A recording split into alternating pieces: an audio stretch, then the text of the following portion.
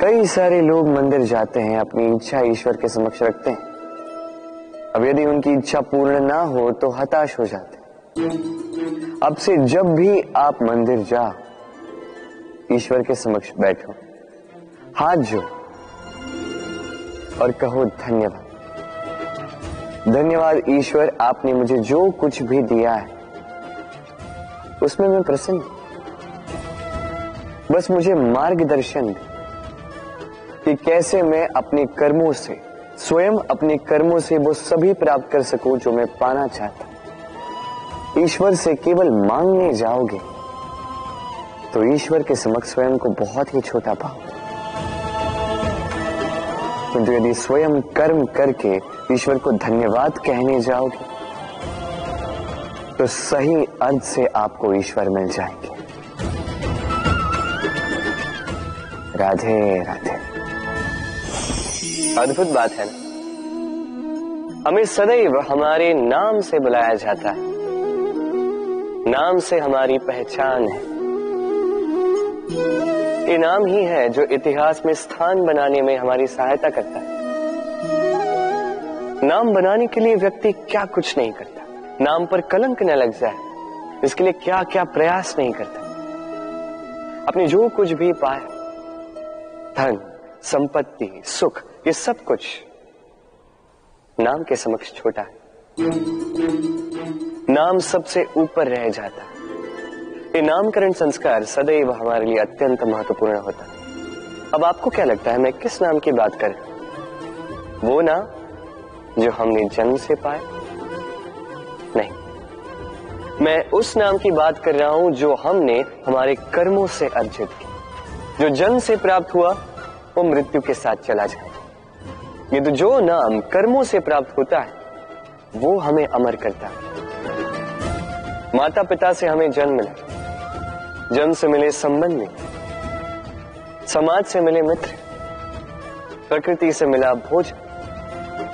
यदि कुछ ऐसा है जो हमने स्वयं पाया तो वो है हमारे कर्मों का फल। वो है वो नाम जो हमने कर्मों से अर्जित किया। इसलिए सदैव श्रेष्ठ कर्म कीजिए और मेरे साथ प्रेम से कहिए राधे राधे। मनुष्य भी कितना विचित्र प्राणी है, सदैव संघर्ष करता है, सदैव प्रयास करता है कि वही सबसे बड़ा बने, प्रयास करता है कि उसके समक्ष सबके शीश झुके हुए और उसके लिए सबसे पहले शक्ति प्राप्त करने का प्रयास करता है। शक्ति प्राप्त कर भी लेते हैं और उसके भय से सबको अपने समक्ष झुकाते हैं, किंतु एक महत्वपूर्ण बात भूल जाते हैं, समझ ही नहीं पाते। चलो मैं आपको उदाहरण देता हूं।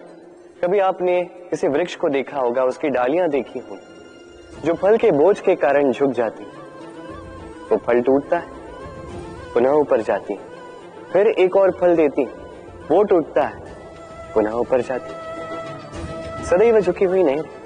कभी कभी चलते चलते आपने देखा होगा, कभी आपका पांव किसी पौधे पर पड़ जाए तो पौधा दब जाता है, किंतु जैसे ही पांव हटाओ पौधा पुनः खड़ा हो जाता है। स्मरण रखिए ये अत्यंत महत्वपूर्ण बात। जो शीश भय से आपके समक्ष झुकते हैं वो विरोध में सबसे पहले खड़े रहते हैं।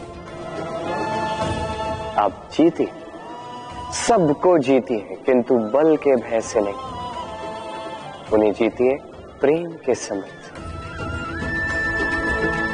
राधे। कभी आपने किसी कुंभकार को देखा है एक पात्र बनाते हुए? पहले गीली मिट्टी रौंदता है, फिर उसे मथता है, फिर उसे चाक पर चढ़ाकर एक उचित आकार देता है। यदि आकार ठीक ना हो तो उसे तुरंत ही ठीक कर देता है, क्योंकि उसे ज्ञात एक बार इसे आग पर रख दिया गया, एक बार इसे पका दिया गया, फिर उसके पश्चात उसका आकार नहीं बदला जा सकता। यहां पे छिपी है एक सीख। सारे माता पिताओं के लिए यहां एक सीख है। माता पिता ऐसे ही तो होते हैं, उन्हें अपनी संतान को समय के अनुसार श्रेष्ठ संस्कार देने चाहिए। माता पिता को कभी उनका विधाता नहीं बनना चाहिए, किंतु हर समय सदैव प्रयास कीजिए कि उन्हें उचित दिशा दिखा पाओ। कभी कोमलता से, कभी प्रेम से, तो कभी कठोरता से उसके जीवन को, उसके व्यक्तित्व को आकार देने का प्रयास करना चाहिए। क्योंकि जिस प्रकार एक बार पकने के पश्चात उस पात्र का आकार नहीं बदला जा सकता, उसी प्रकार आयु बढ़ने के पश्चात संतान के संस्कार नहीं बदले जा सकते। स्मरण रखिए। राधे राधे। ईश्वर ने बेलों को खड़े रहने की शक्ति नहीं दी, ईश्वर ने यह शक्ति दी वृक्ष को। इसलिए बेलें वृक्ष का सहारा लेके खड़ी रहती, उसी पर फलती।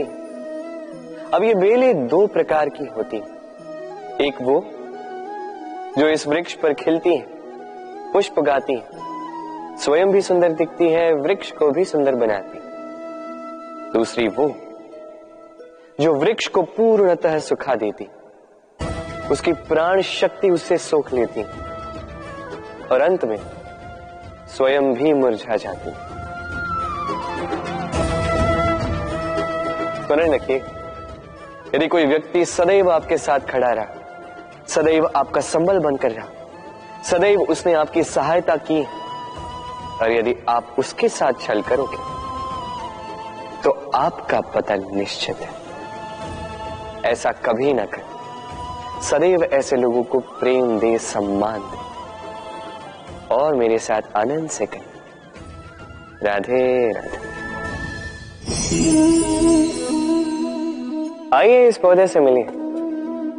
मेरे लिए ये पौधा अत्यंत प्रिय है। मैं इस पौधे से बहुत प्रेम करता हूं। अब सोचिए, यदि इसी प्रेम में मैं इसे दिन में 6 बार जल दूं, तो क्या इसका विकास और अच्छे से होगा? क्या वो इसके लिए शुभ होगा? कदापि नहीं। इसकी जड़ें गल जाएंगी, इसकी जड़ों में जो जल सोखने की शक्ति है वो समाप्त हो जाएगी। तो आवश्यक क्या है? आवश्यक है कि उचित मात्रा में इसे जल दिया जाए। आवश्यक है कि उचित समय के पश्चात इसे जल दिया जाए। आवश्यक है कि इसे सूर्य का ताप भी सहना होगा। आवश्यक है कि हर कार्य मर्यादा में होना चाहिए। अब यही भूल अधिकतर माता पिता कर बैठते हैं।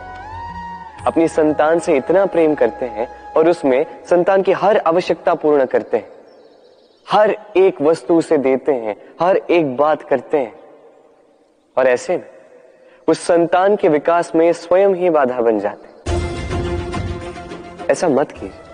ये यात्रा संतान की भी है, उसे भी जीवन में आगे बढ़ना है, बहुत कुछ सीखना है, अपने बल पर कार्य करने दीजिए। एक अत्यंत महत्वपूर्ण बात आपको बताऊंगा जिसे आपको स्मरण रखना है। प्रेम और शत्रुता यदि अति है तो घातक। हर बात में संतुलन बनाकर रखें और मेरे साथ प्रेम से कहें राधे राधे।